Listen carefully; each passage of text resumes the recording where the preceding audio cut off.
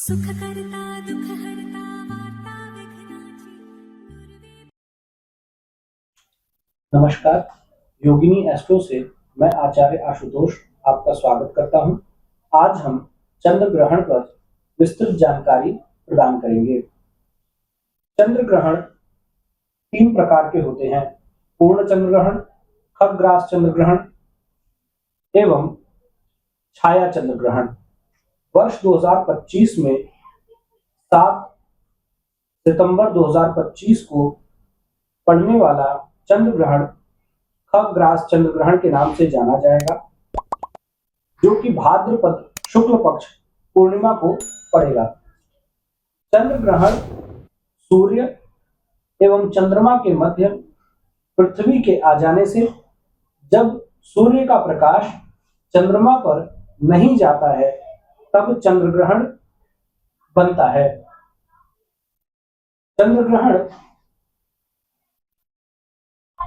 अंतरिक्ष में होने वाली खगोलीय घटना है, जिसका संपूर्ण पृथ्वी पर, या यूं कहें जिस स्थान पर चंद्र ग्रहण दृश्य होता है, वहां पर रहने वाले सभी जीव एवं वनस्पति पर इसका प्रभाव पड़ता है।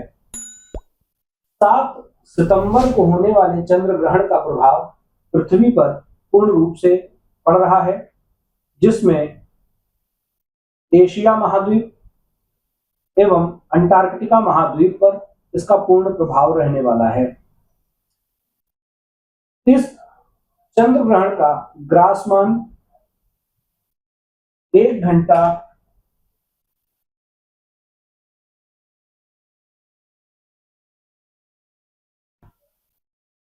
36 मिनट और 2 सेकंड का रहने वाला है,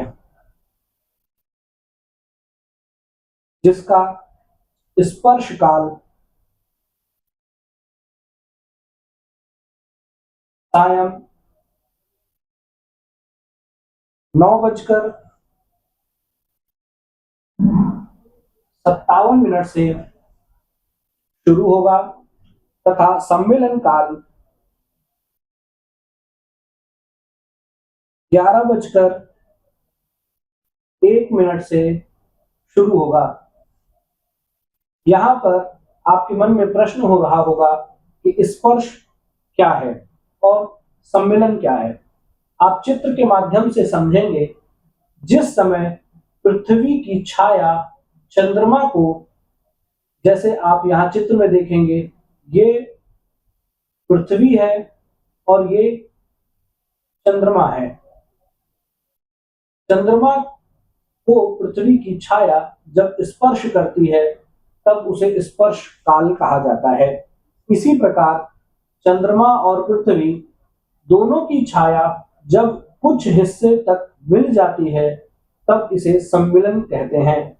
और जब पृथ्वी की छाया चंद्रमा को पूर्ण रूप से ढक लेती है, तब उसे ग्रहण का मध्य काल कहते हैं। एवं इस चंद्र ग्रहण में मध्य काल 11:42 पर हो रहा है। एवं उन्मीलन का तात्पर्य यह है कि जब पृथ्वी की छाया चंद्रमा से आधे हिस्से से अधिक निकल चुकी होती है, तब उसे उन्मीलन कहते हैं। और 7 सितंबर 2025 को पड़ने वाले चंद्र ग्रहण में उन्मीलन काल 12:23 मध्य रात्रि में हो रहा है। एवं मोक्ष पुनः इसी प्रकार की आकृति बनती है खगोल में। जब पृथ्वी की छाया चंद्रमा से बिल्कुल स्पर्श करते हुए चंद्रमा को अपनी छाया से मुक्त करता है, तो उसे मोक्ष कहते हैं। मोक्ष काल का समय 1:26 भारतीय मानक समय अनुसार है। यहां पर जो समय हमने आपको बताए हैं, यह सभी समय वाराणसी के समय आधार पर निर्धारित हैं। इसमें आपके क्षेत्रगत समय में कुछ परिवर्तन भी होगा। एवं यहां पर एक बात आपको ध्यान देनी है कि जो ग्रहण लग रहा है इसका सूतक काल 9 घंटे पहले शुरू हो जाएगा, अर्थात रात्रि 9 बजे 57 मिनट पर स्पर्श लग रहा है। स्पर्श से 9 घंटे पहले अर्थात दोपहर में 12:57 से सूतक काल शुरू हो जाता है। यहां पर ग्रहण काल में कुछ सावधानियां बरतनी होती हैं, कुछ चीजें ऐसी होती हैं जो हमें नहीं करनी होती और कुछ ऐसे कार्य होते हैं जो हमें करने चाहिए। तो अब हम आपको उसके बारे में बताएंगे। जब ग्रहण काल प्रारंभ होता है तो उस समय अंतराल में किसी भी गर्भवती महिला को न सोना चाहिए और ना ही भोजन बनाने चाहिए, ना सब्जी काटनी चाहिए और ना ही सिलाई बुनाई कढ़ाई का कोई कार्य करना चाहिए। तो गर्भवती महिला को क्या कार्य करना चाहिए? गर्भवती महिला को इस समय अंतराल में भगवत भजन, नाम जप, स्तोत्र पाठ आदि का कार्य करना चाहिए। गर्भवती महिलाओं को, जैसा मैंने आपको बताया, कि किसी भी प्रकार का गृहस्थी का कार्य नहीं करना है एवं भगवत भजन आदि कार्य करने हैं। इसी प्रकार जब ग्रहण का काल अर्थात स्पर्श काल शुरू होता है उस समय अंतराल में यदि संभव हो तो प्रत्येक मनुष्य को स्नान करके भगवत भजन, नाम जप, अपने इष्ट देवता की प्रार्थना, पूजा, आराधना आदि कार्य करने चाहिए। इसके साथ साथ सूर्यास्त से पहले यथाशक्ति यथासंभव दान के लिए सामग्री, फल, पुष्प आदि, वस्त्र, आभूषण, जिसमें भी व्यक्ति सक्षम है उस प्रकार की सामग्री का संकलन करते हुए संकल्प करके अपने इष्ट देवता अथवा कुल देवता की पूजा आराधना करनी चाहिए एवं किसी भी मंदिर में नहीं प्रवेश करना चाहिए। किसी भी मूर्ति, यहाँ तक कि आपके घर में रखी हुई यदि कोई भगवान की मूर्ति है तो उसका भी स्पर्श नहीं करना चाहिए।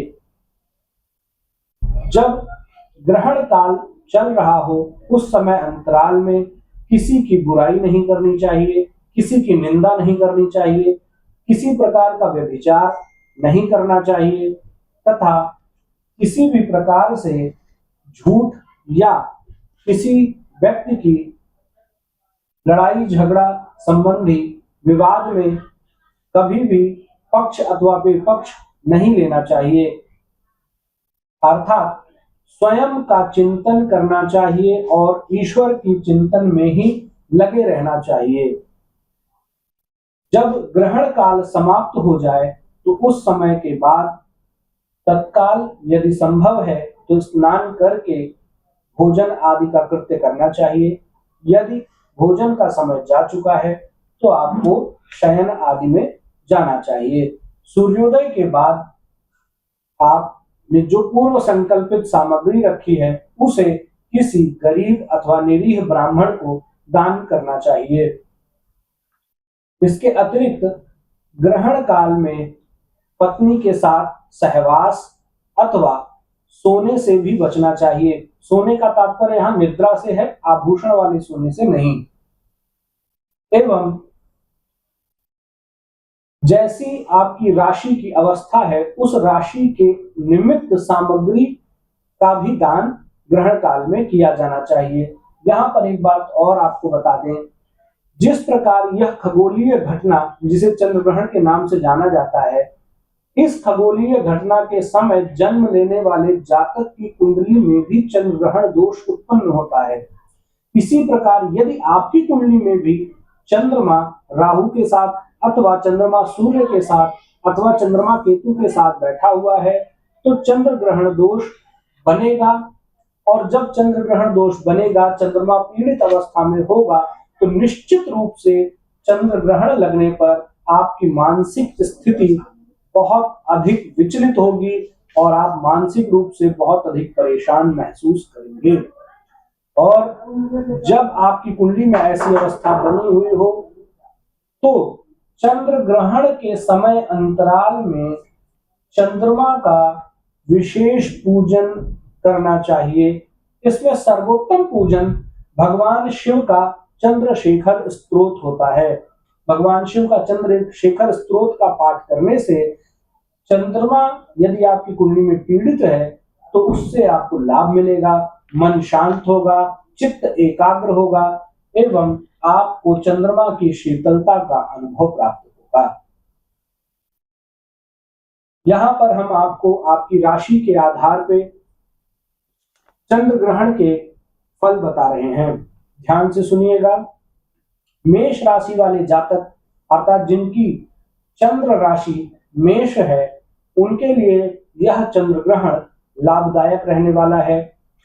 जिनकी राशि वृषभ है, उनके लिए चंद्र ग्रहण सुखदायक रहेगा, अर्थात उनको शारीरिक सुख और शारीरिक स्वास्थ्य प्राप्त होंगे एवं भौतिक सुख की भी प्राप्ति होगी। मिथुन राशि वाले जातकों के लिए यह चंद्र ग्रहण अच्छा नहीं है। उनके मान सम्मान में उन्हें परेशानी का सामना करना पड़ेगा, अनायास वाद विवाद हो सकते हैं तथा बड़ों के द्वारा एवं छोटों के द्वारा अपयश की प्राप्ति हो सकती है। कर्क राशि के जो जातक हैं, उनके लिए यह चंद्र ग्रहण शारीरिक रूप से कष्ट प्रदान करने वाला होगा तथा मानसिक रूप से भी कष्ट प्रदान करेगा। जिन कर्क राशि के जातकों में यदि चंद्रमा किसी पाप ग्रह के द्वारा पीड़ित है, उन जातकों को मृत्यु तुल्य कष्ट भी प्राप्त हो सकता है। सिंह राशि के जातक जिनकी कुंडली में चंद्रमा यदि सप्तम स्थान में विराजमान है या सप्तमेश के साथ कहीं संबंध स्थापित कर रहा है, तो ऐसे जातकों को पत्नी को कष्ट प्राप्त होगा, अर्थात ऐसे जातक जिनकी कुंडली में सप्तम स्थान में चंद्रमा बैठा है और सप्तमेश पीड़ित अवस्था में है या चंद्रमा पीड़ित अवस्था में है, तो उनकी पत्नी को कष्ट प्राप्त होगा इस चंद्र ग्रहण के कारण। कन्या राशि में चंद्रमा यदि आपके बैठा हुआ है और वह किसी शुभ ग्रह से दृष्ट है अथवा पाप ग्रह से भी दृष्ट है, तब भी यह चंद्र ग्रहण आपको सौख्य प्रदान करने वाला है। सौख्य का तात्पर्य ये होता है कि आपको आपके जीवन साथी का सुख प्राप्त होगा एवं संतान का भी सुख प्राप्त होगा। तुला राशि के जातक की कुंडली में यदि चंद्रमा पीड़ित है अथवा अल्प अवस्था में है, तो ऐसे जातकों की चिंता में वृद्धि होगी। तुला राशि के जातकों को मानसिक तनाव प्राप्त होगा। पारिवारिक उलझनों के कारण चिंता बनी रहेगी। व्यापारिक उलझनों के कारण भी चिंता बढ़ेगी तथा धन के आवागमन से भी चिंता की स्थिति बढ़ सकती है। किसी प्रकार की कोई डील रुक सकती है, उसमें विलंब हो सकता है। वृश्चिक राशि के जातकों के लिए यह चंद्र ग्रहण व्यथा अर्थात कष्ट को देने वाला है, पीड़ा को देने वाला है। ऐसे जातक मानसिक रूप से थोड़ा कष्ट में रहेंगे एवं अपने जीवन साथी से किसी प्रकार की कोई निराशा प्राप्त करेंगे, जिससे मन उनका उचाट रहेगा। धनु राशि के जातकों के लिए यह चंद्र ग्रहण श्री अर्थात लक्ष्मी को देने वाला होगा। धनु राशि के जातकों के पास धन की प्राप्ति होगी, धन का आगमन होगा एवं भौतिक सुख में उनके वृद्धि होगी। मकर राशि के जातकों के लिए यह चंद्र ग्रहण क्षति अर्थात नुकसान करने वाला होगा। यह क्षति शारीरिक रूप से भी होगी एवं आर्थिक रूप से भी होगी।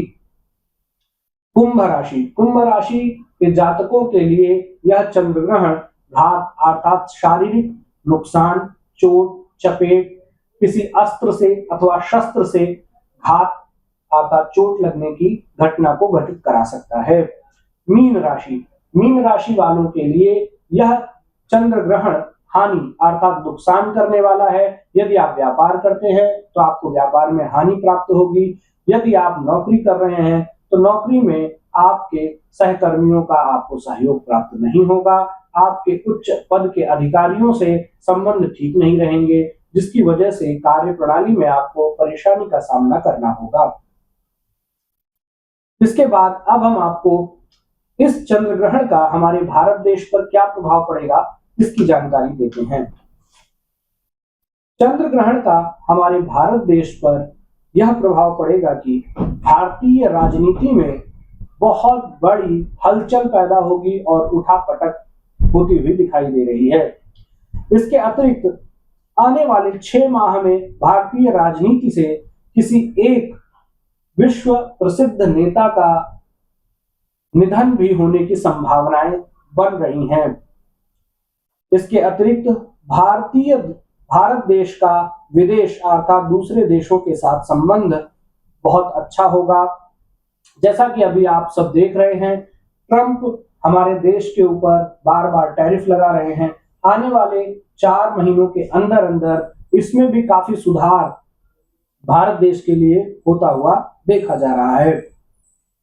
इसके अतिरिक्त भारत देश के लिए यह चंद्र ग्रहण दैविक आपदा एवं आतंकवादी घटनाओं को प्रदान करने वाला तथा सामूहिक जनहानि देने वाला दिखाई दे रहा है।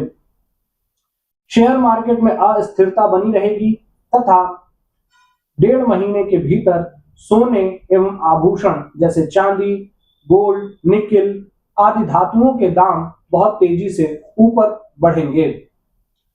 यदि आपको कोई भी ऐसी बात जो हमने बताई है समझ में नहीं आई तो आप हमारे कमेंट बॉक्स में लिखिए।